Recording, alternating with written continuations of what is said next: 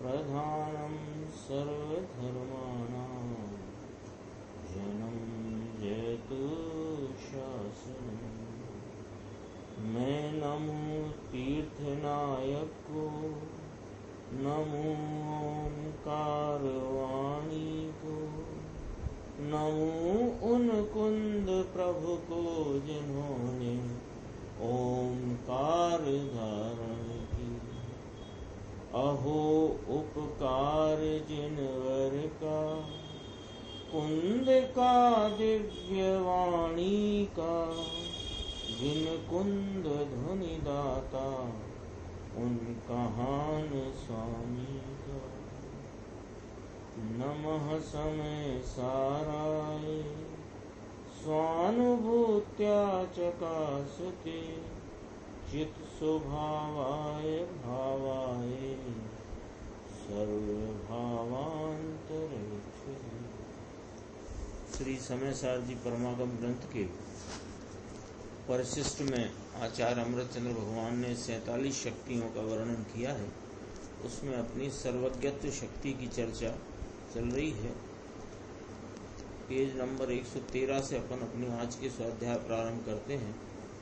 सर्वज्ञत्व शक्ति के संबंध में कहा तो विश्व विशेष न 2 बार विश्व का, विश्व विशेष यानी समस्त विश्व के विशेष नाम सब भेद पूर्वक सभी भेद पूर्वक विशेष भाव परिणित आत्मज्ञानमयी सर्वज्ञत्व शक्ति। सर्वदर्शित्व शक्ति में आत्मदर्शनमयी कहा था, इसमें आत्मज्ञानमयी कहा है। ये इस शक्ति के प्ररूपण में, शक्ति के स्वरूप में मुख्य बात है आत्मज्ञानमयी। तो 113 से अपन देखते हैं। निमित्त से आत्मा को लाभ होता है। कल जहाँ छोड़ा था वो एक पैराग्राफ छोड़ दिया है। उसके बाद रुपया आए जाए, शरीर में आहार का प्रवेश हो ना हो, उसके बाद है निमित्त से आत्मा को लाभ होता है। ऐसा मानने वाले को विषयों में सुख बुद्धि दूर नहीं हुई है।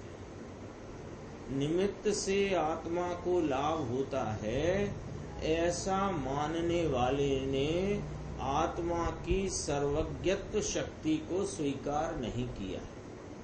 मुझ में ही सर्वज्ञ रूप परिणमित होने की शक्ति है, उसी से मेरा ज्ञान परिणमित होता है, ऐसा ना मानकर शास्त्र आदि के निमित्त से मेरा ज्ञान परिणमित होता है, ऐसा जिसने माना है उसने संयोग से लाभ माना। यानी ऊपर कहा ना कि उसने आत्मा की सर्वज्ञत्व शक्ति का अस्वीकार किया, स्वीकार नहीं किया। क्यों? कि शास्त्र से ज्ञान होता है, गुरु से ज्ञान होता है। ऐसा निमित्त से लाभ मानने वाला उसने क्या किया कि संयोग से लाभ माना। अब देखो इसमें क्या कहना चाहते हैं कि जो जिससे लाभ माने उसी में उसकी सुख बुद्धि होती है। संयोग से लाभ माने उसे संयोग में सुख बुद्धि है, निमित्त से सुख माने उसे निमित्त में सुख बुद्धि है। संयोग माने क्या? स्वयं से अतिरिक्त जो पर विषय। संयोग माने स्वभाव तो हुआ नहीं, बाहर से अपने अतिरिक्त जो पर है उसमें उस विषय का नाम है संयोग। सो निमित्त भी पर विषय है। जिसे निमित्त के आश्रय की बुद्धि है उसे पर विषय में सुख बुद्धि है। यानी पर विषय में सुख बुद्धि है, यानी अपनी सुख स्वरूपता का उसने अस्वीकार किया। वहाँ चर्चा है सर्वज्ञत्व की। तो ऐसे ज्ञान का जो परिणाम है ना, तो ज्ञान के परिणाम में ज्ञेय होता है तो जानता हूँ, ज्ञेय जिस प्रकार का मिलेगा वैसा मैं जानूंगा। ऐसी जो निमित्त से संयोग से लाभ मानने की बुद्धि है, तो कहते हैं कि इसकी पर विषयों में सुख बुद्धि है। जिसने आत्मा को किसी भी संयोग से, किसी भी में कौन रह जाएगा? सब आ गए। जिसने आत्मा को किसी भी संयोग से या निमित्त से लाभ माना, उसके अंतर में, अंतर माने अंतरंग में पर विषयों की ही रुचि है, उसे आत्मा के स्वाधीन सुख की रुचि नहीं हुई है और स्वयं विषय उसकी दृष्टि में नहीं आया है। जिसे वास्तव में आत्मा के सुख की रुचि हो, वह किसी भी पर विषय से लाभ नहीं मानता। थोड़ा निमित्त तो है, इतना तो लाभ है, ऐसा वह कौन नहीं मानता? जिसने अपने सुख स्वरूप आत्मा की, ज्ञान स्वरूप आत्मा की रुचि और उसके परिणमन में उसकी आप रूप प्रतीति की है, वह कैसे करके निमित्त में से लाभ माने? वह किसी भी पर विषय से लाभ नहीं मानता।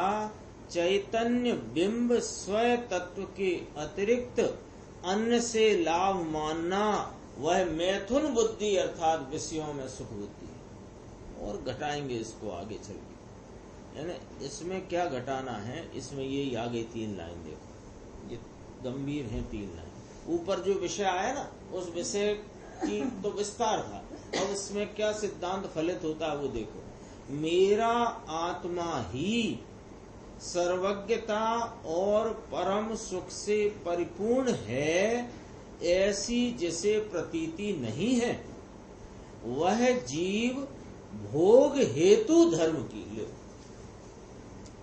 धर्म की अर्थात पुण्य की, वह जीव भोग हेतु धर्म की अर्थात पुण्य की ही श्रद्धा रखता है। चैतन्य के निर्विषय सुख का उसे अनुभव नहीं है, इसलिए उसके अंतर की गहराई में भोग का हेतु ही विद्यमान है। क्या कहते हैं? है तो गंभीर बात, समझने में भी थोड़ी कठिन लगेगी। क्या कहना चाहते हैं कि जिसको धर्म अथवा धर्म माने धर्म बुद्धि से वो जो पुण्य के परिणाम की रुचि है ना, उसको वास्तव में वहां पर भोगों की रुचि। हाँ, गाथा भी ऐसी भोग इच्छुक, भोग का ही इच्छुक है वो। 5 इंद्रिय के नहीं, 5 इंद्रिय के विषयों को त्याग करके पुण्य कमाना चाहता है, वो 5 इंद्रिय के विषयों के भोग का उसको इच्छा, ऐसा मोक्ष की इच्छा नहीं। यानी क्या कहना चाहते हैं कि ये जो शुभ राग रूप पुण्य भाव है, इसमें वर्तन करता हुआ मोक्ष मार्ग में मानता है अपने को। अरे वो मोक्ष मार्ग में तो दूर, उसे मोक्ष की इच्छा ही नहीं। अंतरंग बाहर से कहे कि मुझे मोक्ष की प्राप्ति हो, लेकिन वास्तव में उसे मोक्ष की इच्छा नहीं है। उसे वर्तमान पुण्य परिणाम का फल रूप जो भाव है, भोग आदि, उनकी इच्छा है। माता ने 1 पैसा देगा तो 10 लाख देगा, ऐसी स्थिति है इसकी। देखो, चैतन्य के निर्विषय सुख का उसे अनुभव नहीं है, इसलिए उसके अंतर की गहराई में भोग का हेतु ही विद्यमान है। यानी कोई ऊपर से मिलाना, कोई भी निमित्त से लाभ मानने वाला, वह अपने को अपने स्वरूप की सामर्थ्य का अस्वीकार करता है, और अपने स्वरूप की सामर्थ्य के अस्वीकार करता हुआ निमित्त से लाभ मानने वाला निमित्त में सुख बुद्धि से प्रवृत्त होता है। क्या सुख बुद्धि है कि वो प्रकार के लक्ष्य से पुण्य भाव शुभ भाव होगा, उसके फल में जो भाव सामग्री मिलेगी, वो सामग्री की इच्छा है, वो प्रकट नहीं है, लेकिन अंतरंग में उसके वो इच्छा अभिप्राय में पड़ी हुई। कहते हैं सर्वज्ञत्व रूप से परिणमित होने की आत्मा की शक्ति है, उसके बदले निमित्त के आश्रय से ज्ञान विकसित होता है, ऐसा जो मानता है उसे पंचेंद्रिय के विषयों में सुख बुद्धि दूर नहीं हुई। निमित्त और विषय दोनों एक ही है। आ गई थी बात, कल भी आ गई थी। निमित्त कहे ना, तो निमित्त में दो प्रकार के भेद डाले, प्रशस्त निमित्त, अप्रशस्त निमित्त। प्रशस्त निमित्त कौन कहे कि जिनके लक्ष्य में यहाँ कषाय की मंदता के परिणाम होते हैं, वो प्रशस्त कहने में आए। और जो अप्रशस्त कौन, कि अप्रशस्त वे कि जिनके लक्ष्य से यहाँ कषाय की तीव्रता के परिणाम होते हैं। वास्तव में निमित्त तो निमित्त है। निमित्त कौन है कि 31वीं गाथा से मिलाओ, भाव इंद्री, द्रव इंद्री, इंद्री के विषयभूत पदार्थ, वे सब इंद्री के विषय रूप जितने पदार्थ हैं वो निमित्त रूप कहने में आए ना। अब निमित्तों में जो भेद पड़े हैं वे काय से पड़े हैं?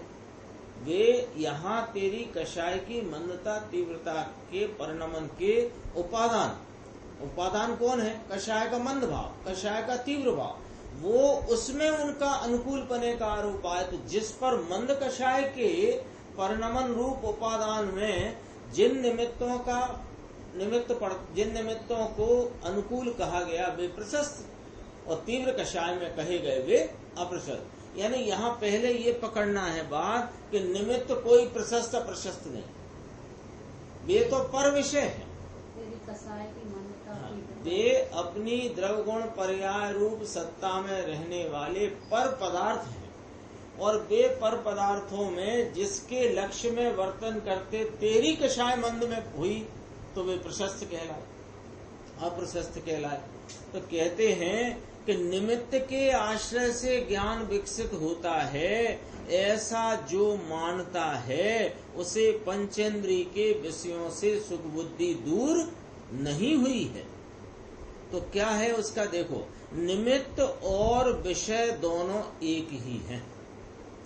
उस निमित्त से लाभ मानने वाला या विषयों में सुख मानने वाला, इन दोनों की जाति एक ही है। अपने को दिखते हैं ना, कोई तो ऐसे दिखाई पड़ते हैं कि 5 इंद्रिय के विषयों में ही एकांत लिप्त है, तो हमें लगता है कि ये तो पापी है। और जो 5 इंद्रिय के विषयों से हटकर और प्रशस्त निमित्तों के में वर्तता हुआ उनसे लाभ मानता है, तो हमें लगता है कि ये पुण्यात्मा, ये पुण्यवान है कि पुण्यात्मा है कि धर्मी है। ऐसा अरे दोनों की एक ही जाति है, क्योंकि जो निमित्त हैं वे पर विषय हैं। समझना इस बात को, समझना क्यों है कि क्या करता है ये कि कोई प्रकार के विषयों से हटता है और कोई प्रकार के विषयों में जुड़ता है। अपने स्वयं स्वरूप आत्मा की सामर्थ्य का भान नहीं, उसकी महिमा नहीं, उसकी रुचि नहीं, उसकी प्रतीति नहीं। तो क्या करता है कि कुछ विषयों में से हटता है और कुछ विषयों में प्रवृत्त होता है, और अपने को उसी में, ऐसी प्रवृत्ति में अपने को यह मानता है कि मैंने पाप का त्याग किया, अशुभ का त्याग किया, शुभ में वर्तन करता हूँ। अरे उसकी ऊपर से मिलाना बात, तो वह तो भोगों का ही इच्छुक, उसके अंतरंग हेतु में भोग की प्राप्ति की अभिलाषा पड़ी। ऐसा है, लिखा है कि नहीं लिखा? इन दोनों की एक ही जाति है। वे आत्म स्वभाव के आश्रय से परिणमित न होकर संयोग का आश्रय करके ही परिणमित हो रहे हैं। भले ही स्वभाव हो, तथापि उनके विषयों की रुचि दूर होकर स्वभाव सुख की रुचि नहीं है। ऊपर अपन ने पढ़ा था कल, बॉक्स में जो ब्लैक बोल्ड अक्षर है ना, उसमें कहा था कि ये प्रवचन मनन पूर्वक समझने जैसा है। आई थी ना चर्चा। तो क्या कहना चाहते हैं? बात तो सर्वज्ञत्व शक्ति की है, लेकिन शक्ति की बात है तो सर्वज्ञत्व स्वरूप परिणमित होने की शक्ति आत्मा में है, ऐसा स्वीकार नहीं करता। तो सुख भी आत्मा में से प्राप्त होता है, ये स्वीकार नहीं करता। तो क्या करता है कि निमित्तों का आश्रय लेता है। तो निमित्तों के आश्रय लेकर के मानता है कि ये निमित्त से लाभ होगा, ये निमित्त से लाभ होगा, ये निमित्त से हानि होगी। कोई 5 इंद्रिय के विषयों में पड़ा हुआ है, कोई 5 इंद्रिय के विषयों को त्याग कर निमित्त में लाभ मानने की बुद्धि में बढ़ा। जब तक आत्मा से प्राप्ति नहीं है तब तक तो उसमें अंतर। लेकिन ऐसा है, यदि हम देखो ये अंतिम लाइन में से ही बढ़ता हूँ।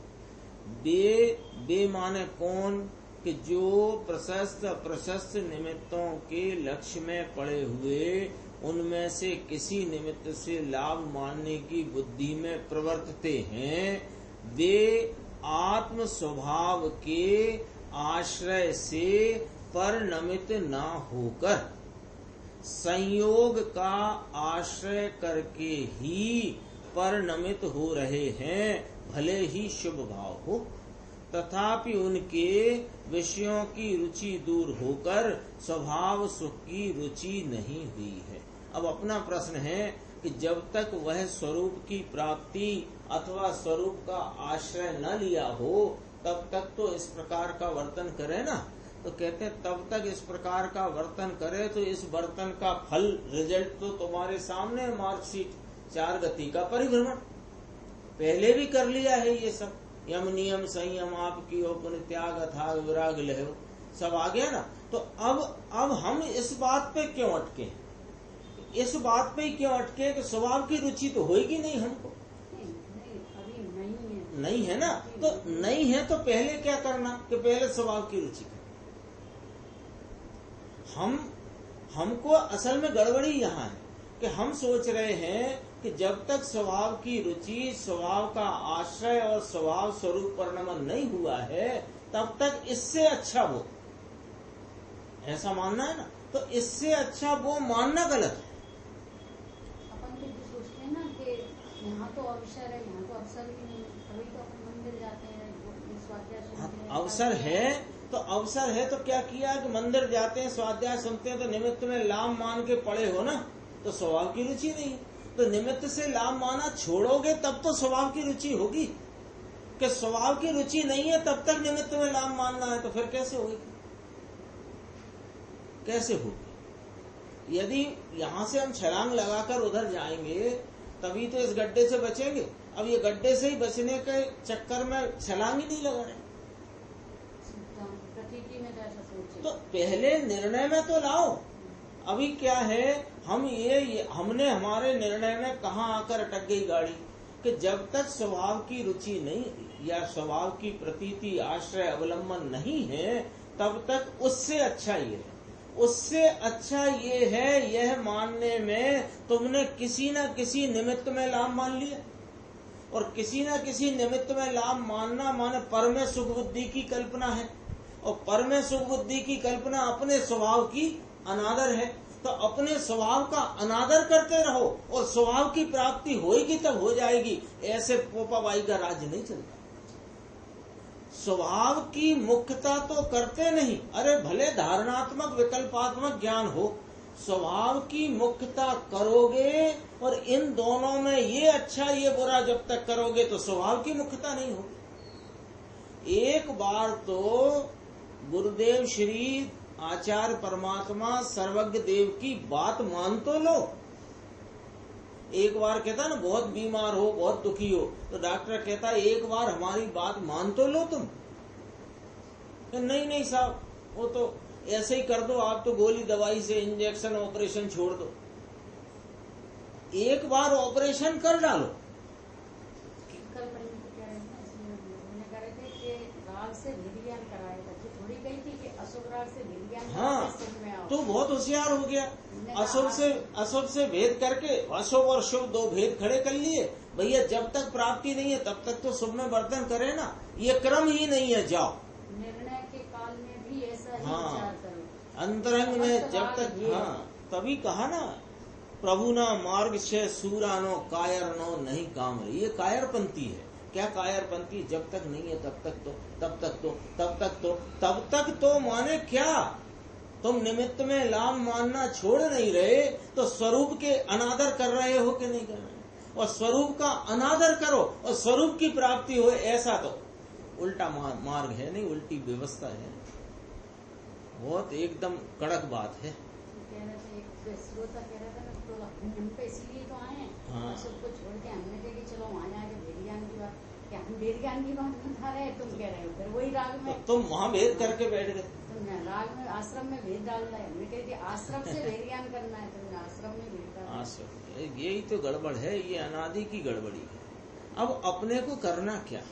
अपने को ये लगता है, अपने को अपनी शूरवीरता, अपनी कमी है, अपनी शूरवीरता उपजाना है। यानी अंतरंग में अपना शौर्य स्वरूप, जो अपना सुख स्वरूप, ज्ञान स्वरूप, आनंद स्वरूप जो स्वभाव है, उसके प्रति का शौर्य जागृत करो। तो क्या होगा कि ये जो पिलपिली काम है ना, ये छोड़ उसमें, ये छोड़ उसमें, ये छोड़ उसमें, तो वो पिलपिले काम को छोड़कर अंतरंग में शौर्य एक बार जागृत करो, तो फिर क्या होगा कि स्वभाव की रुचि में स्वभाव का परिणमन होगा। रुचि होगी तेरे को शुभ भाव की, राग की, पुण्य क्रियाओं की, तो कहाँ से तेरा यहाँ परिणमन होगा? थोड़ा अंतरंग में अब वो वाली बातें सोचना बंद कर दो कि जब तक प्राप्ति नहीं है तब तक पाप से तो बच गए। किसी पाप से नहीं बचे, मिथ्यात्व से बच गए क्या? तो मिथ्यात्व तो पाप का बाप है।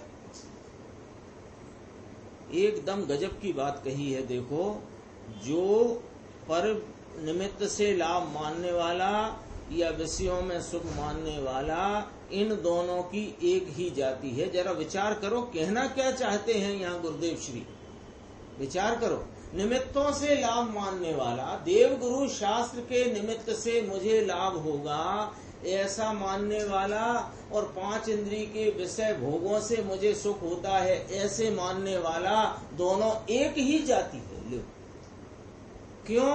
क्यों एक ही जाति है? कि आत्म स्वभाव के आश्रय में तो परिणमित होता नहीं है, और संयोग का आश्रय करके परिणमित हो रहा है। भले ही शुभ भाव हो, तथापि उनके विषयों की रुचि दूर होकर स्वभाव सुख की रुचि नहीं हुई है। पर में से कुछ भी लाभ ले ले, ऐसी कोई शक्ति आत्मा में नहीं, और आत्मा को लाभदायी हो ऐसी कोई शक्ति पर वस्तु में। बोलो, पर वस्तु में क्या क्या ले ले? शरीर भी ले लो, द्रव्य कर्म भी ले लो, भगवान ले लो, तीर्थंकर ले लो, सिद्ध भगवान ले लो, गुरु पंच परमेष्ठी ले लो, शास्त्र ले लो, सब ले लो। उनमें किसी में ऐसी शक्ति नहीं कि तुझे लाभदायी हो, और तेरे में ऐसी शक्ति नहीं कि उनका लाभ तू ले ले। तथापि ऐसा होने पर भी, तथापि माने ऐसा होने पर भी, कैसा होने पर भी, कि पर में से कुछ भी लाभ ले सके ऐसी तुझ में शक्ति नहीं, और पर तुझे कोई लाभ दे सके ऐसी पर में शक्ति नहीं। ऐसा होने पर भी पर का आश्रय करके जो लाभ लेना मानता है, उसे स्वयं विषय की रुचि नहीं है, परंतु अंतर में विषयों के सुख की रुचि विद्यमान है। उसने अपने आत्मा को ध्येय रूप नहीं किया, परंतु विषयों को ही ध्येय रूप बनाया। ध्येय माने क्या?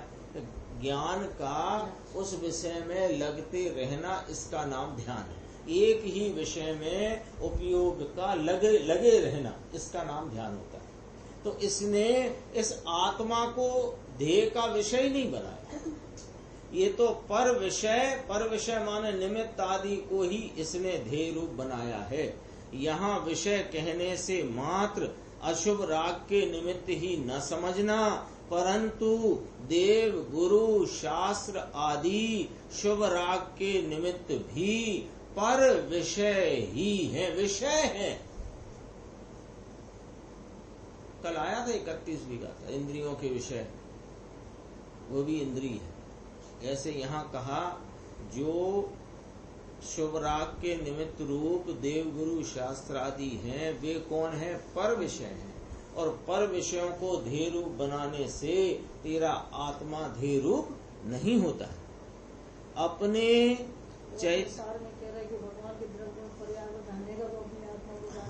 तो जानेगा कैसे? उनसे नहीं जानेगा। उनके द्रव्यों पर्याय पहले उनके द्रव्य गुण पर्याय से अपने को जानना, अपने को अनादि से जानता नहीं। नहीं, निषेध के, अरे वही तो हुआ, निषेध निमित्त का नहीं हुआ, निमित्त में लाभ मानने का निषेध हुआ। अपन पकड़ क्या जाते हैं निमित्त का निषेध। हम कह रहे हैं सब इंद्रिय के विषय पदार्थ सब इंद्रिय है, जड़ है, पर विषय है। भगवान के द्रव्य पर्याय तो वहाँ वो 80 गाथा समझो, 80 गाथा बहुत ही कहना चाहिए सूक्ष्म भाव वाली है। वहाँ पर अनादि से यह जीव के भ्रांति का भाव चला है। क्या भ्रांति है कि अपना स्वरूप है तो सिद्ध समान, पर ऐसे स्वरूप की का जान पहचान ही नहीं, उसके लक्षण और उसके स्वरूप को जानता नहीं। तो कहते हैं कि भैया कौन है ऐसा प्रगट जो मेरे स्वरूप जैसा है, कि वे अरिहंत परमात्मा की पर्याय गुण द्रव्य जैसे प्रगट अभी विराजते हैं, ऐसा तेरा स्वरूप है, ऐसा जान ले। वो जो लौकी हरा रंग कैसा होता है, वो जो लौकी होती है ना, वो लौकी जैसा होता है। तो हरा रंग जाना किसने? हरा रंग लौकी ने जनाया कि हरा रंग का जानने रूप समझ का परिणाम तेरे ज्ञान में जागृत हुआ। लेकिन लौकी हरा कैसे कहते हैं? बच्चा नहीं जानता हरा कैसे कहते हैं। तो देखो ये लौकी है ना, ये लौकी है, ऐसा हरा होता है। तो उसने वो लौकी से हरा रंग जाना, तो जाना लौकी से कि अपनी समझ से। तो वहां भी यही बात है 80वीं गाथा में कि वह उनके द्रव्यपने गुणपने पर्यायपने अपने को जानकर फिर उधर से लक्ष्य छोड़े। उसमें लिखा हुआ है, उसमें पूरी गाथा की टीका में भरा हुआ है। वहां से लक्ष्य छोड़ेगा तो मोह का क्षय होगा, वहां लक्ष्य रखेगा तो शुभ राग और कषाय का उत्पन्न होगी। अभिप्राय तो पकड़ना पड़ेगा। वहां यहाँ भी जो चर्चा चल रही है, किसी निमित्त का निषेध नहीं किया, निमित्त में लाभ मानने का निषेध किया। निमित्त का निषेध क्यों ना किया? कि जो उपादान में परिणमन होता है उसके अनुकूल जो कुछ होता है उसका नाम निमित्त होता है। तो वे तो पदार्थ हैं जगत के, अरिहंत भी पदार्थ है, शास्त्र भी पदार्थ है, गुरु भी पदार्थ हैं। तो वे नहीं है ये कौन कह रहा? लेकिन उनसे लाभ होएगा इसकी निषेध है। ऊपर से देखो अपने 2 पेज निकल गए, 1.5 पेज में चर्चा ये है कि निमित्त से लाभ मानता है। निमित्त होते नहीं, ये किसने कहा? निमित्त हैं, पर वे निमित्त कब हैं कि तेरा उपादान में जो परिणमन है उस उपादान के परिणमन के अनुकूल जिस पर आरोप आए तो यहाँ सम्यक दर्शन हुआ, अनादि का मिथ्यात मोह भ्रांति पर में सावधानी छूटी। तो इसमें इस उपादान में किस पे अनुकूलता का आरोप किया? कि देवगुरु शास्त्र। लेकिन देवगुरु शास्त्र तुझे लाभ देते हैं या मैं उनसे लाभ ले सकता हूँ, इस मान्यता का एकदम निषेध। अपने चैतन्य स्वभाव के अतिरिक्त समस्त पदार्थ पर विषय हैं। अब देखो क्या कहा, वे हैं, लिखा है ना, गुरुदेव बोल रहे हैं कि नहीं बोल रहे कि चैतन्य स्वभाव के अतिरिक्त समस्त पदार्थ अनंत हैं कि नहीं? तो वे चाहे देवगुरु शास्त्र हो के स्त्री पुत्र कुटुंब हो, वे हैं कि नहीं? वे हैं, लेकिन वे कौन है?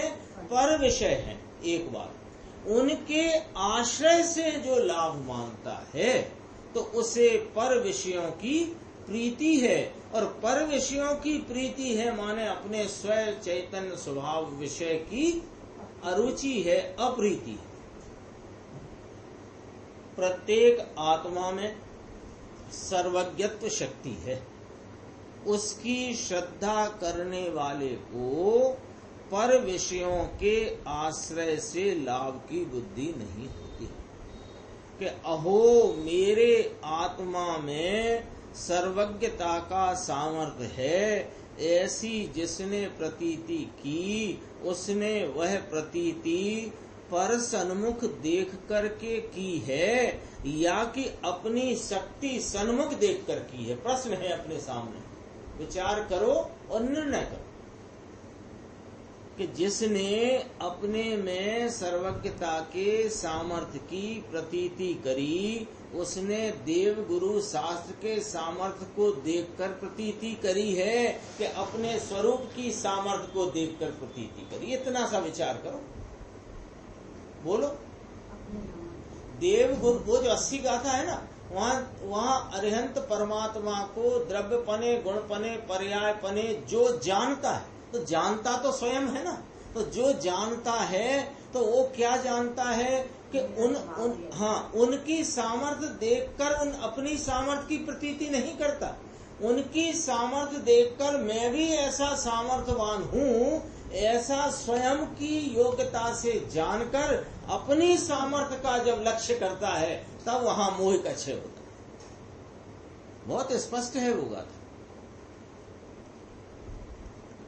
अरे ऐसी जिसने, ये कहा था, आत्मा की शक्ति, ये प्रश्न था ना, उसने वह प्रतीति पर सन्मुख देखकर की है या कि अपनी शक्ति सन्मुख देखकर की है? बहुत गंभीर प्रश्न है, इसका विचार करके निर्णय अपने को लाना है। बोलो क्या निर्णय निकलता है? अपनी शक्ति के सन्मुख देखा है कि देव गुरु शास्त्र की अरिहंत परमात्मा की शक्ति के सन्मुख देखा, उनकी शक्ति को देखकर अपनी शक्ति को पहचाना, जाना। तो जाना तो आश्रय अपनी शक्ति का लेगा कि उनकी शक्ति? इसमें लिखा है, इसमें प्रश्न रूप है ना। प्रश्न रूप में अपने सामने अपन को जितने जवाब ख्याल में आते हो सब सामने रख लो। दर्पण को देखते रहे, अपना चेहरा देखने क्या बात है? दर्पण में अपना चेहरा देखा तो दर्पण को वो एक आता ना, एक सिनेमा में था, वो अमिताभ बच्चन को चोट लग गई बहुत सारी, तो वो दर्पण के सामने, दर्पण के सामने खड़ा हो गया। अब दर्पण में उसे यहाँ नाक के पास खून बहता हुआ दिखाई दिया दर्पण में। तो अब उसने वो जो दवाई का खोआ बनाया और दर्पण में लगाया। अब क्या हुआ, उसका यहाँ का दर्द कम हो गया। ऐसी दशा आत्मा की शक्ति की प्रतीति भैया आत्मा को ध्येय बनाकर होती है या कि पर को ध्येय बनाकर होती है? बताओ। किसी निमित्त, और किसी शब्द सब में लगाओ, किसी निमित्त, किसी राग अथवा किसी अपूर्ण पर्याय के लक्ष्य से पूर्णता की प्रतीति नहीं होती। बोलो ये बात मंजूर कि नहीं मंजूर? ये 3 सूत्री कार्यक्रम, कोई निमित्त, कोई राग और कोई भी पर्याय, एक समय की हलचल वाली अपूर्ण पर्याय, किसी निमित्त, राग अथवा अपूर्ण पर्याय के लक्ष्य से पूर्णता की प्रतीति नहीं होती, परंतु अखंड स्वभाव के लक्ष्य से ही पूर्णता की प्रतीति होती है। परमार्थ से अरहंत भगवान इस आत्मा के ध्येय नहीं है। ले आया तो वहां कहा, वहां उतना व्यवहार खड़ा किया, परमार्थ नहीं। परमार्थ से अरहंत भगवान इस आत्मा के ध्येय नहीं है। उनके लक्ष्य से तो राग होता है। कल ही गुरुदेव ने याद करी थी 16वीं गाथा, कल अपन ने पढ़ी थी ना 16वीं गाथा, मोक्ष पाहो पर दब्बाओ दुख गई, स्व दब्बाओ सुख गई। यही बात आई कि उनके लक्ष्य से तो राग होता है। 80 नंबर की गाथा का भाव। हाँ आ गया ना, इसमें आ गया, देखो इसी में आ गया। अरहंत कहाँ था? उनके लक्ष्य से तो राग होता है। अरहंत भगवान की शक्ति उनमें है, किंतु उनके पास से कहीं इस आत्मा की शक्ति नहीं आती। अरहंत भगवान जैसी इस आत्मा की शक्ति अपने में विद्यमान है। यदि अरहंत भगवान के सन्मुख ही देखता रहे और अपने आत्मा की ओर न ढले तो मोह का क्षय नहीं होता।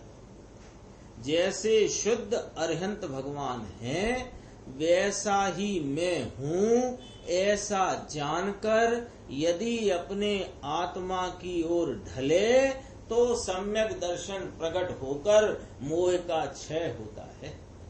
प्रभु तेरी चैतन्य सत्ता के असंख्य प्रदेश यानी विस्तार क्षेत्र में तेरे अचिंत्य निधान भरे हुए हैं। तेरी सर्व शक्ति तेरे ही निधान में भरी है। उसकी प्रतीति करके स्थिरता द्वारा खोद, खजाना भरा है ना, गड़ा हुआ है खजाना, अकूत खजाना गड़ा हुआ है, तो कहाँ के खोद ले, कैसे कि तू खुद अपने परिश्रम से खोद प्राप्त कर। ऐसे अपने उपयोग की अंतर्मुख पर्याय के पुरुषार्थ द्वारा अपनी अचिंत शक्ति के निधान को प्राप्त करो। तो तेरे निधान में से सर्वज्ञता प्रकट हो। विश्व के समस्त भावों को विशेष प्रकार से जानने की आत्मा की शक्ति है ना। विश्व विश्व विशेष भाव परिणित आत्मज्ञानमयी सर्वज्ञत्व शक्ति, उसका वर्णन आ गया। जड़ चेतन, मूर्त अमूर्त, सिद्ध संसारी, भव्य अभव्य इत्यादि समस्त विविध और विषम भावों को वीतराग रूप से जान ले। ऐसा सर्वज्ञता का सामर्थ्य आत्मा में भरा हुआ है। किसी निमित्त के कारण यह ज्ञान सामर्थ्य विकसित नहीं होता। यदि देखो अपने को लगे यहाँ निमित्त शब्द ही नहीं आया था, पूरी अमृतचंद्र भगवान की लाइन आई ना सर्वज्ञत्व शक्ति की, विश्व विश्व भाव ज्ञान परिणित, विश्व विश्व विश्व विश्व विशेष विशेष परिणमित, विशेष भाव परिणमित आत्मज्ञानमयी सर्वज्ञत्व शक्ति, यही था लगभग ऐसा। तो उसमें क्या किया, एक शब्द में से इतना अर्थ निकला, आत्मज्ञानमयी सर्वज्ञत्व शक्ति है, पर ज्ञानमयी नहीं। तो सर्वज्ञ तो कह रहे हो आप, सर्व को जाने, सर्व को जाने, सर्व को जानता है वह आत्मज्ञान स्वरूपता से जानता है, सर्व ज्ञान स्वरूपता से नहीं। तो फिर वो निमित्तों से जानना होता है, ये बात का निषेध आ गया कि नहीं आ गया? इसी में आ गया। निमित्त शब्द तो लिखा ही नहीं लिखा, लेकिन आ गया कि नहीं आ गया अर्थ में? आत्मज्ञान शब्द से आया कि नहीं आया? आत्मा से तन में ऊपर जाना। किसी निमित्त के कारण यह ज्ञान सामर्थ्य विकसित नहीं होता। देखो अब लॉजिक, यदि आत्मा निमित्त से जानता हो तो फिर सर्वज्ञत्व शक्ति निमित्तमयी हो गई। फिर तो ऐसा लिखना था, विश्व विश्व सर्व भाव जानने रूप परिणमित निमित्तमयी सर्वज्ञत्व शक्ति, ऐसा तो लिखा नहीं आचार्य में, क्योंकि ऐसा है नहीं। आत्मज्ञानमयी फिर न रही। जिस प्रकार पूर्णता को प्राप्त ज्ञान में निमित्त का अवलंबन नहीं, ये बात तो अपने को समझ आ चुकी है कि नहीं आ चुकी? क्या कि भगवान को केवल ज्ञान रूप जो परिणमन है वह सर्वज्ञत्व रूप भाव है। उस सर्वज्ञत्व रूप भाव में वे तीन काल तीन लोक के समस्त द्रव्य, उनके अनंत गुण, उनकी अनंती तीन काल की पर्यायें, उनके अविभाग प्रतिच्छेद रूपी गुण व्यक्तता के जो अंश हैं, उन सबको योगपद एक साथ जानते हैं। ये बात सबको मंजूर के नहीं, ठीक है? ये जो जानते हैं ये लोकालोक है, इसलिए जानते हैं कि अपने आत्मज्ञान की सामर्थ्य है, इसलिए जानते हैं। आत्मज्ञान की अपनी स्वरूप की सामर्थ्य है, उससे जानते, मंजूर है ना इतनी बात? तो जो उनकी दशा में स्थिति है वही निचली दशा में स्थिति, उनके गे अपार है और यहाँ गे सीमित। गे माने उनकी ज्ञान पर्याय अपार है, उस ज्ञान पर्याय में एक साथ सबका जानना हो रहा है, यहाँ अल्प जानना हो रहा है। लेकिन जैसे वे लोकालोक के कारण केवल ज्ञान नहीं परिणमित, ऐसे ही यह छद्मस्त का ज्ञान भी किसी गे के कारण से नहीं परिणमता। लिया इसमें। उसी प्रकार निचली दशा में भी निमित्त के कारण ज्ञान नहीं होता, इसलिए वास्तव में पूर्णता की प्रतीति करने वाला साधक अपने ज्ञान को परालंबन से नहीं मानता, परंतु स्वभाव के अवलंबन से मानकर स्वयं उन्मुख करता है, क्योंकि पर सन्मुख देखने से आत्मा का कुछ भी नहीं हो सकता। सर्वज्ञ शक्ति वाले अपने आत्मा की ओर देखने से सर्वज्ञता की प्राप्ति हो सकती है। सर्व पदार्थों को देखने से सर्वज्ञता की प्राप्ति नहीं हो सकती। अनंत काल पर सन्मुख देखता रहे तथापि वहां से सर्वज्ञता की प्राप्ति नहीं होगी, और निज स्वभाव सन्मुख देखकर स्थिर होने से क्षण मात्र में सर्वज्ञता प्रकट हो जाएगी। लो, क्षण मात्र में स्वरूप की सन्मुखता में उपयोग की तीव्र एकाग्रता, प्रचुर एकाग्रता हो तो क्षण भर में केवल ज्ञान की प्राप्ति हो। अंतर मुहूर्त कहा है तो अंतर मुहूर्त कहा है, मुहूर्त नहीं कहा है। अंतर मुहूर्त कहा है ना, तो अंतर मुहूर्त माने मुहूर्त के अंदर अंदर, यानी 2 घड़ी के अंदर अंदर। तो वो एक समय से आगे क्या कहलाया? 2 समय। 2 समय से लेकर के 2 घड़ी के अंदर अंदर वो सब अंतर मुहूर्त।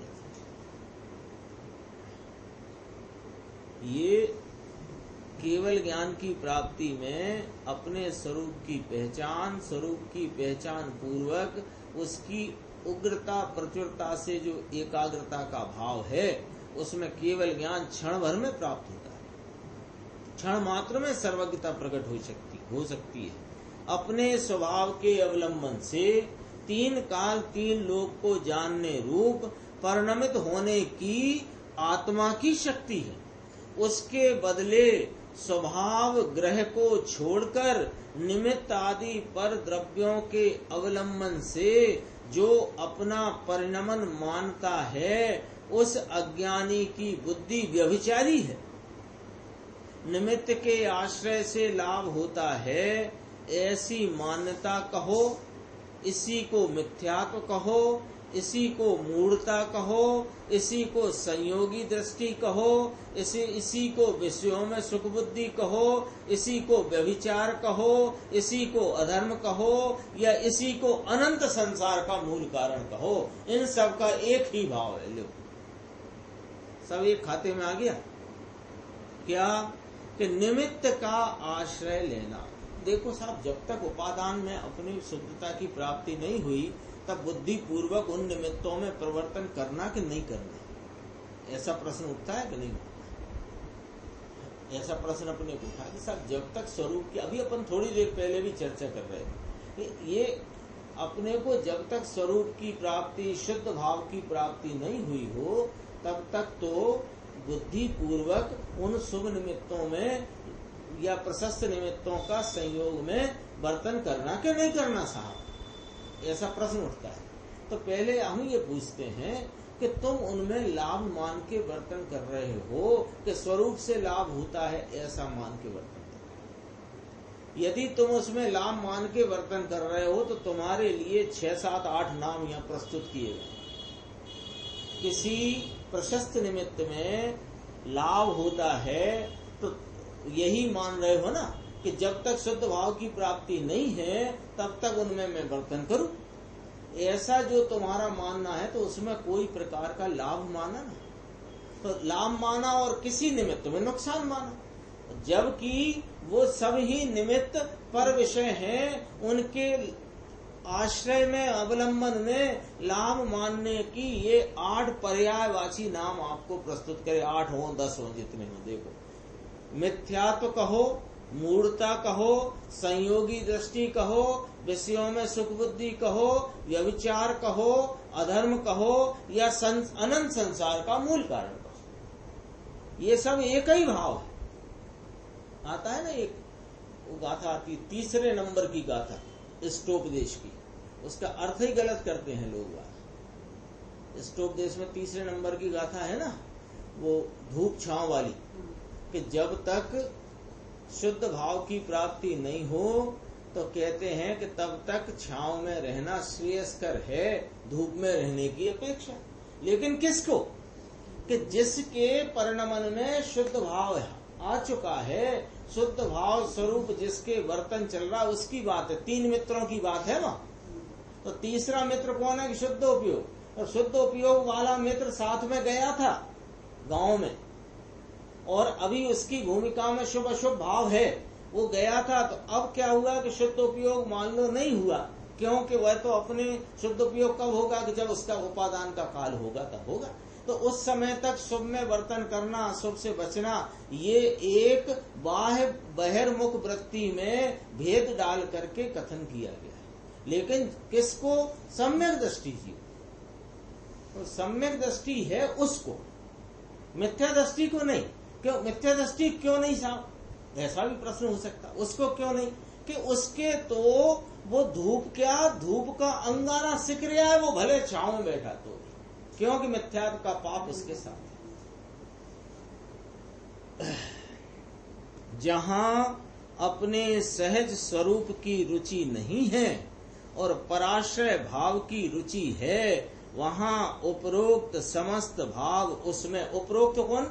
मिथ्यात्व, मूढ़ता, सुखबुद्धि, विषयों में सुखबुद्धि, व्यभिचार, अधर्म, अरे पाप अनंत संसार का मूल कारण उसमें भरे ही है। अपन से क्या गड़बड़ी हो रही है, क्यों अपने को बाधा उत्पन्न हो रही है या देर लग रही है, उसका कारण क्या है कि हम क्या चाहते हैं कि जब शुभ अशुभ भाव की रुचि छोड़ने की बात कही जाती है तो इसे लगता है कि शुभ भाव छुड़ाते, ना तो तेरा शुभ छुड़ाते और ना तेरा अशुभ छुड़ाते। हम तो उनकी रुचि छोड़ और शुद्ध स्वरूप अपने पवित्र आत्मा की रुचि कर, तो रुचि तो पलटता नहीं है। रुचि पलटने का तो कार्य करता नहीं है, और करता क्या है कि इधर से उधर, उधर से इधर। जैसे कल वो पंडित जी कह रहे थे, देवेंद्र जी, कि वो आश्रमों में भेद करने लग गया। आश्रमों से भेद करना था, आश्रमों में भेद करने लगे। तो भेद करना कैसे? कि उनकी रुचि छोड़कर स्वरूप की रुचि में आना। कैसे आएगा? कि जब तक इस स्वरूप की महिमा ही खड़ी ना करेगा और निमित्तों की महिमा में ही पड़ा रहेगा, तो इस स्वरूप की रुचि कैसे होगी? अभी हाल ही चर्चा आ गई, मैं देखो वो भी पढ़ लेता हूँ, आज ही आई थी। सीडी चलती ना, अभी अपना चौथा कलश चल रहा है, उसमें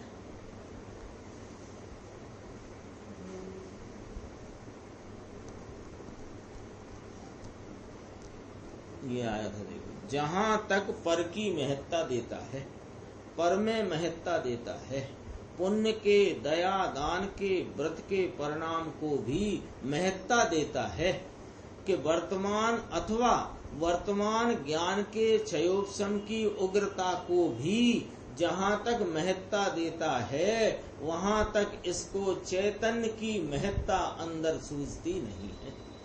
तो करना क्या है? चैतन्य की महत्ता अपने निर्णय में खड़ी करना है, जिससे रुचि होगी। रुचि होने से वहां पर अपना परिणाम, वो वीर का परिणमन, पुरुषार्थ का परिणमन उस ओर होगा। 11 अंग का ज्ञान, 9 पूर्व का ज्ञान, इसकी भी जहां महत्ता है, यह पर्याय बुद्धि वाला है। राग की मंदता है, दया, दान, व्रत, भक्ति का परिणाम इसकी महत्ता देता है। मिथ्या दृष्टि की महत्ता पर्याय ऊपर, राग ऊपर देता है, इसको ये स्वरूप की महत्ता आती नहीं। तो स्वरूप की महत्व, महिमा, स्वरूप का महात्म्य जो अपने को प्राप्त करना हो, तो करना क्या पड़ेगा कि स्वरूप से विपरीत जो भाव हैं उनकी महत्ता छोड़नी पड़ेगी। देखो अपन वहीं आगे वापस, सर्वज्ञता प्रकट होने से पूर्व साधक दशा में ही आत्मा की पूर्ण शक्ति की प्रतीति करने की यह बात है। पूर्ण शक्ति को प्रतीति करके उसका आश्रय लेने से साधक दशा प्रारंभ होकर पूर्ण दशा प्रकट होती है। साधक को शाश्वत तीर्थ, सम्मेद, शिखर आदि की यात्रा का भाव आता है, परंतु उन तीर्थों के कारण मुझे शीघ्र मोक्ष हो जाएगा, ऐसा वह नहीं मानता। उसे ऐसी प्रतीति है कि निकटवर्ती और दूरवर्ती समस्त पदार्थों को समान रूप से जानने की मेरे ज्ञान की शक्ति है। मेरे ज्ञान सामर्थ्य को दूर का या निकट का जानने में फेर नहीं पड़ता। दूरवर्ती पदार्थ हो, निकटवर्ती पदार्थ हो, मेरी ज्ञान सामर्थ्य में उससे कोई फर्क पड़ता नहीं है। जहाँ पूर्ण ज्ञान सामर्थ्य विकसित हो गया, वहाँ दूर क्या और निकट क्या। ज्ञान तो आत्मा में रहकर जानता है ना। कहीं पदार्थों के समीप जाकर उन्हें नहीं जानता। अरे ये निचली अवस्था में छद्मस्त का भी ये भी ज्ञान अपने में रह करके जानता है कि पदार्थों के पास जाकर जानता है। तो निकटवर्ती दूरवर्ती का वास्तव में कोई नहीं, ये तो उस समय की ज्ञान की योग्यता का परिणाम है। एक सर्वज्ञ ढाई द्वीप के मध्य में हो और दूसरे ढाई द्वीप के छोर पे हो, तो वहां बीच में विराजमान सर्वज्ञ को चारों ओर के पदार्थों का अधिक स्पष्ट ज्ञान हो और छोर पर विद्यमान सर्वज्ञ को सामने वाले छोर के पदार्थों का दूर होने के कारण कुछ गम ज्ञान हो, ऐसा नहीं है। सीमंदर भगवान को अपने 20 तीर्थंकर जो विराजते हैं उनका तो ज्ञान अच्छा हो और दूसरे जो धात्विक खंड आदि में जो हो उनका कम ज्ञान हो, ऐसा नहीं। दोनों की सर्वज्ञता समान ही है। यहाँ के पदार्थ का जैसा स्पष्ट ज्ञान निकटवर्ती सर्वज्ञ को होता है, वैसा ही स्पष्ट ज्ञान लाखों करोड़ों योजन दूर विद्यमान सिद्ध भगवंतों को होता है। सर्वज्ञता में अंतर नहीं पड़ता। सो ये सर्वज्ञता आई कहाँ से है?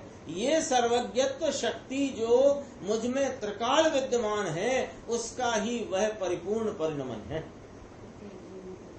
हाँ, ऐसी सर्वज्ञता रूप परिणमित होने की शक्ति प्रत्येक जीव में त्रिकाल विद्यमान है। वो मच्छर उड़ रहा है उसमें भी यह शक्ति त्रिकाल विद्यमान है। कौन सी? सर्वज्ञत्व शक्ति। इसी की चर्चा चल रही। अहो मेरा सर्वज्ञ पद प्रकट होने की शक्ति मुझ में, देखो क्या लिखा, वर्तमान ही भरी है। इस प्रकार स्वभाव सामर्थ्य की श्रद्धा करने से ही वह अपूर्व श्रद्धा जीव को बाह्य में उछाले मारने से रोक देती। ये बाह्य वृत्ति का उछाला आता है ना, ये स्वरूप का अवलंबन और स्वरूप की प्रतीति नहीं होने से आता। हाँ, करने मात्र और उसके परिणमन को अंतर्मुख कर देती है। इस प्रकार एक सर्वज्ञत्व शक्ति की प्रतीति करने से उसमें मोक्ष की क्रिया यानी धर्म की क्रिया आ जाती है। जो जीव स्वभाव सन्मुख होकर उसकी प्रतीति नहीं करता और निमित्त की सन्मुखता से लाभ मानता है, वो विषय फिर आ गया। देखो, जो जीव स्वभाव की सन्मुखता करता नहीं, सन्मुख होकर उसकी प्रतीति नहीं करता और निमित्त की सन्मुखता से लाभ मानता है, उस जीव को विषयों में से सुख बुद्धि दूर नहीं हुई है और न स्वभाव बुद्धि हुई है। मस्तक काटने वाला निमित्त मुझे हानि करता है और भगवान की वाणी मुझे लाभदायक है।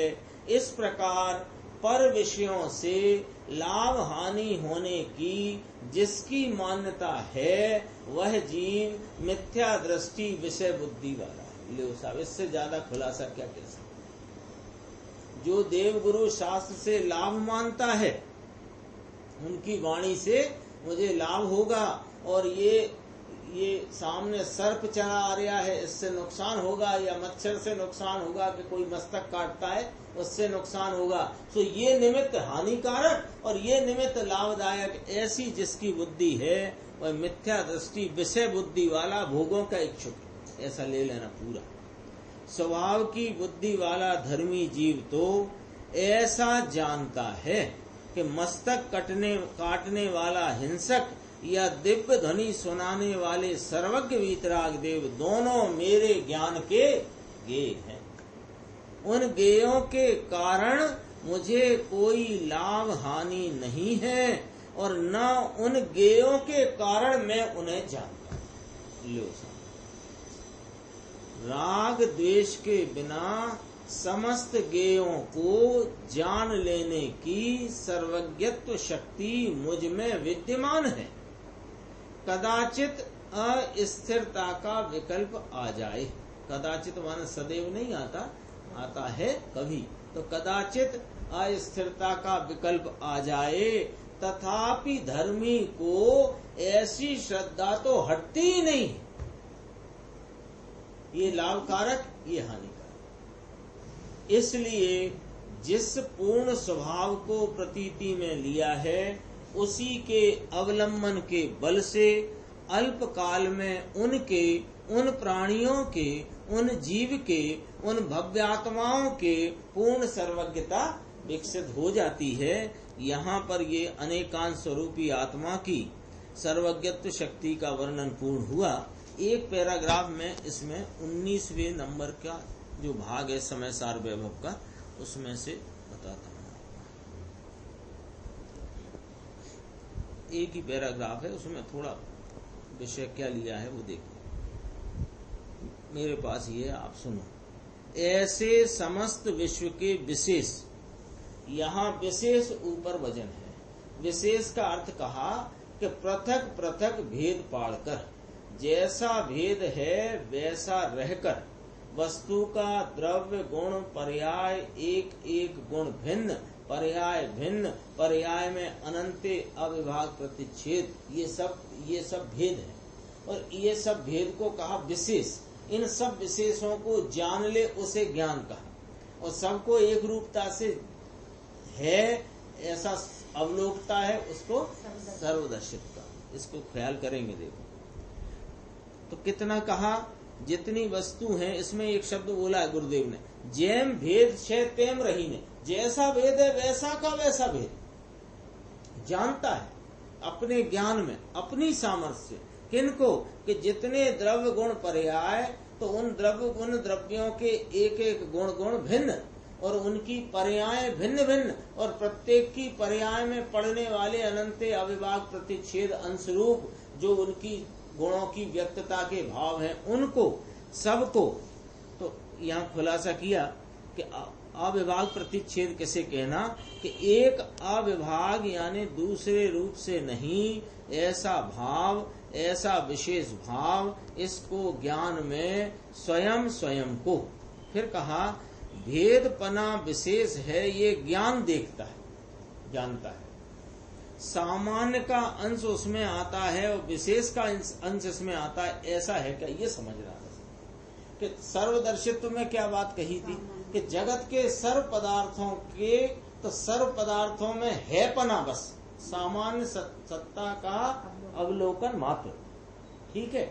और ज्ञान में वो जितना लोकालोक है, सबके द्रव्य, उनके एक एक गुण भिन्न भिन्न, उनकी एक एक पर्याय भिन्न भिन्न, उन पर्यायों में पड़ने वाले शक्ति के अंश जो हैं वे भी भिन्न भिन्न उसके जानने में आते हैं। तो कोई यो मान बैठे, ये समझना जरा, कि वस्तु सामान्य विशेषात्मक है। द्रव्य है ना, जगत का द्रव्य लो, गे चलो, गे है, कोई एक गे लो, वो एक गे में सामान्य स्वरूप भी है तो उसका विशेष स्वरूप। सामान्य क्या है कि वह अपने गुण पर्याय सत्ता स्वरूप सामान्य है, और विशेष क्या है कि उसमें अनंत प्रकार के गुण और वर्तमान अनंती पर्याय है, ये उसके विशेष है।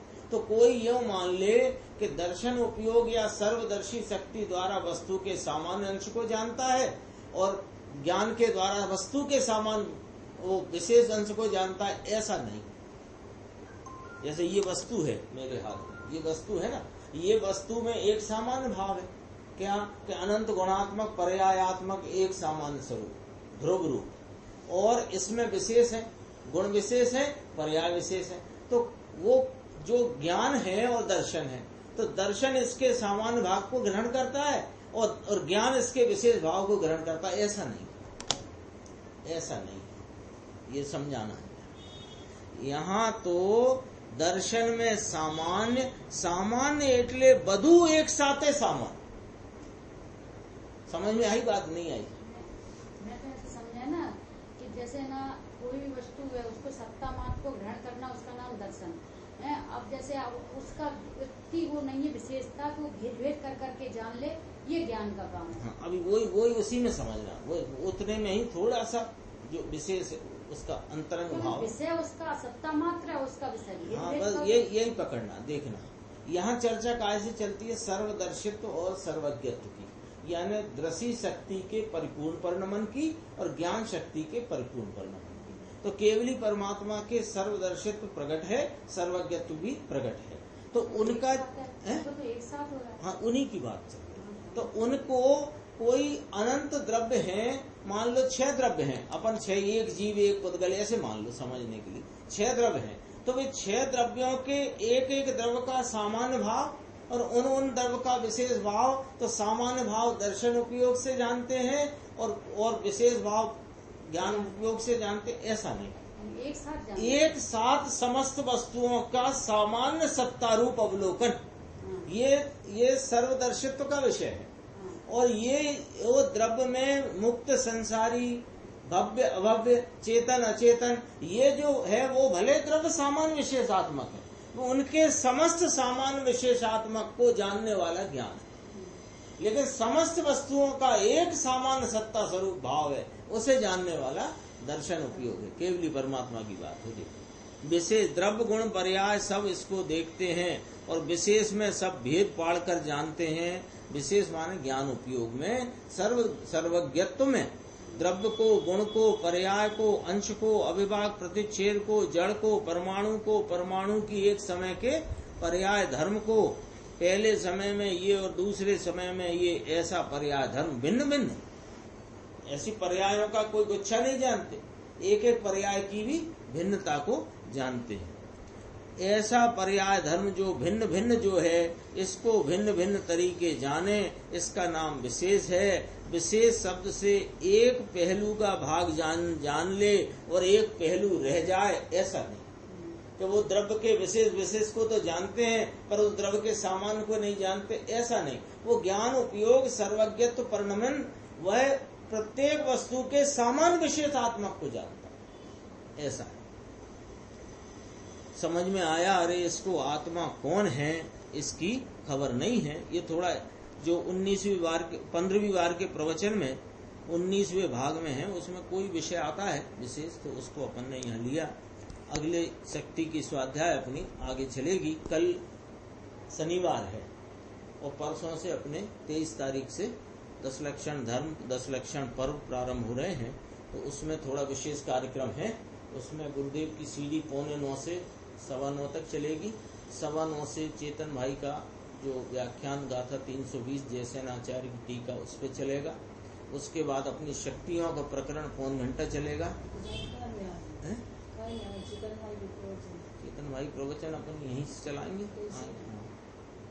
और इसके बाद दोपहर को अपन रहस्यपूर्ण चिट्ठी पर जो गुरुदेव के अध्यात्म संदेश नाम की पुस्तक है, उससे चर्चा करेंगे।